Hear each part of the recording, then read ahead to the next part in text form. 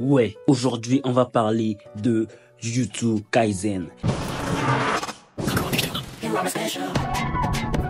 Donc yo les bros, ici Big Manga. J'espère que vous allez bien, car pour ma part ça va super. Alors aujourd'hui on sort un peu des sentiers battus pour plonger dans l'univers de Jujutsu Kaisen, car on va parler du chapitre 267 de Jijika, la bataille du No Man's Land de Shinjuku, partie chapitre quoi. Et croyez-moi, ce chapitre a tout pour vous scotcher. Alors accrochez-vous bien, car on va parler du retour d'un perso que tout le monde attendait au dernier tournant de cette bataille. Oui les amis, Nobara Kugisaki fait enfin sa réapparition dans l'œuvre. Il y a aussi le roi qui est finito. On en parle dans cette vidéo. Mais avant d'aller plus loin, vous savez ce qu'il vous reste à faire. Défoncez cette barre de like, partagez la vidéo, abonnez-vous si ce n'est pas encore fait et activez la cloche pour ne rien manquer des prochaines vidéos. On approche doucement de la fin de Jujutsu Kaisen. Alors, si vous voulez qu'on continue à en parler, même après le dernier chapitre, montrez-moi votre soutien sous cette vidéo. Je compte donc sur vous pour exploser les likes et les abonnements. Et surtout, lâchez-moi vos avis dans les commentaires. Ça aide énormément pour le référencement de la chaîne. Mais sans plus tarder, entre dans le vif du sujet. Le chapitre commence direct avec un flashback intense sur l'entraînement d'échange de corps entre nos alliés. On se retrouve avec une discussion explosive entre Yuta dans le corps de Gojo et vice versa. D'emblée, on peut clairement voir qu'ils ont échangé de corps grâce à leurs expressions faciales. Un détail puissant signé Gege. Comme toujours, Yuta arbore son regard de mort-vivant, qu'on aime ou pas. Mais ce qui saute aux yeux, c'est que Yuta est vraiment, sans doute, le MVP de toute cette confrontation, car il a mis en place différents plans pour s'assurer que Sukuna ne s'en sorte pas vivant de cette bataille, ce qui est juste incroyable. Ouais, durant le saut temporel, Yuta a montré une confiance inébranlable dans sa capacité à vaincre Kenjaku, et avait même prévu d'utiliser sa technique occulte d'échange de cerveau si jamais Gojo venait à perdre face à Sukuna. Sa méticulosité tout au long de ce combat est impressionnante. Il savait aussi que si Gojo mourait, prendre son corps ne suffirait peut-être pas face au roi des fléaux. Il a d'ailleurs admis au chapitre 162, il savait bien que posséder le corps de Gojo ne garantirait pas qu'il puisse utiliser pleinement l'infini ou qu'il gagne cette bataille. Parce que oui, Gojo Satoru est d'abord le plus fort parce qu'il est avant tout Gojo Satoru. C'est pour cela que Yuta a proposé diverses stratégies pour cette bataille, y compris celle de copier le sort de Sukuna grâce au dernier doigt détenu par Gojo. Leur discussion porte donc précisément sur la copie du sort de Sukuna, où Yuta demande à Gojo de lui donner ce fameux doigt qu'il cache depuis tout ce temps. Car même en étant dans son corps, Yuta n'a pas accès à ses souvenirs, donc il ne peut pas le savoir. Et en ingurgitant ce doigt via Rika, Yuta pourrait potentiellement copier le sort de Sukuna. Mais attention, ce n'est pas aussi simple que ça, car le sort de Yuta est extrêmement complexe à utiliser. En fait, même s'il copie le sort de Sukuna, l'analyser et l'intégrer dans son propre territoire pourrait être impossible avec seulement ce 20e de Sukuna. Gojo refusera donc de lui donner le doigt, car pour copier un sort et l'utiliser pleinement, il a aussi besoin de comprendre son fonctionnement. C'est pour cette raison qu'Inumaki a pris le temps d'expliquer à Yuta le mécanisme de son propre sort. On a même droit à un petit clin d'œil au plan tordu qu'ils ont monté contre Sukuna avec ce fameux téléphone. Gojo, avec la fougue d'Akari, décide de parier gros et de ne pas sacrifier leur dernier atout face à Sukuna. Ce pari va-t-il porter ses fruits? La suite du chapitre nous le dévoile, car oui, la fièvre a payé. Ensuite, Yuta explique à Yuji et compagnie comment il copie les sorts avec son sort inné. Mais il y a un hic, la partie du corps et la quantité requise varient selon le sort qu'il veut copier. Plus le sort est puissant, plus la partie du corps nécessaire est importante, parfois même mortelle pour la copie de d'autres sorts. Cependant, il peut contrer cela en établissant un serment inné. Et ainsi, même si Rika ingurgite une partie minime du corps de l'opposant, il aura accès à son sort, mais avec un nombre limité d'utilisation. On apprend aussi que si par exemple Rika avale la partie concernée d'un adversaire et que cet adversaire utilise le sort d'inversion pour se guérir, Yuta perdra l'usage de ce sort. Par exemple, s'il essaie de copier le sort de Gojo, mais que ce dernier se régénère, Yuta ne pourra plus utiliser son sort. C'est aussi pour cela que Yuta peut utiliser les sorts de l'ange et d'Inumaki sans problème, car leurs bras ne peuvent pas être guéris par la médecine moderne ou leur sort d'inversion. On découvre ensuite qu'il a pu utiliser le sort de Charles parce que Rika avait avalé sa cage thoracique, qu'ils soigneront après cette bataille selon une promesse d'Akari, s'ils s'en sortent vivants bien évidemment. Puis Yuta Yuta étant au courant de la résonance entre Yuji et Sukuna décide de tester cela immédiatement avant le combat contre Sukuna. Il en déduit que vu que Yuji ne peut pas lire dans les pensées de Sukuna, leur résonance ne leur permet probablement que de détecter de grands changements physiques.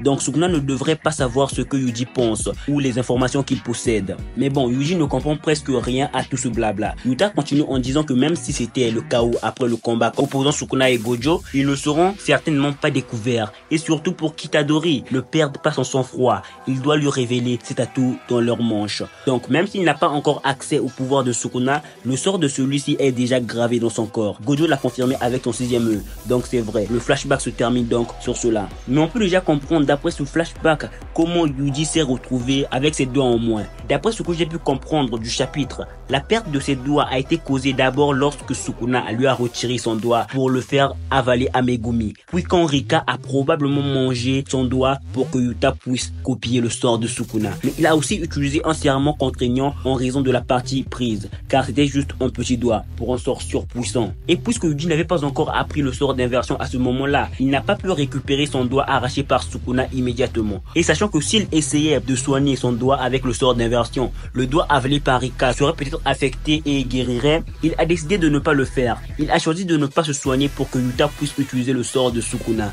Mais bon, on peut aussi voir une assez grande maîtrise de sa part de ce sort, car il a pu se soigner tout au long du combat contre Sukuna sans jamais vraiment soigner ses deux doigts. Non, Yuji est juste surpuissant. Voilà aussi pourquoi il portait ses bandages sur ses bras. C'était probablement pour cacher ce détail à Sukuna, car avec son esprit d'analyse hors du commun, il aurait très certainement compris tout leur plan. Et c'est là que réside la véritable puissance du sort de Yuta, qui peut tromper même le roi des fléaux lui-même. Revenu sur le champ de bataille, on assiste à l'analyse fulgurante de Sukuna, qui en voyant ses deux doigts manquants à Yuji, déduit que si le premier a été arraché par lui, le second a probablement été pris par Yuta pour copier son sort inné. Donc lui dire que son sort a été copié avec son dernier doigt était juste du bluff. Yuta n'a pas utilisé son doigt pour copier son sort, mais plutôt celui de Yuji, en utilisant tout de même un serment contraignant. On a ensuite transporté dans la salle où repose le dernier doigt de Sukuna. Gakuganji et Utaime sont en pleine discussion devant cet artefact. Gakuganji se pose la question suivante: existe-t-il un sort capable de neutraliser ce doigt de Sukuna pouvant résister à toute attaque, qu'elle soit occulte ou non? Peuvent-ils neutraliser ce doigt indestructible? Et il apprend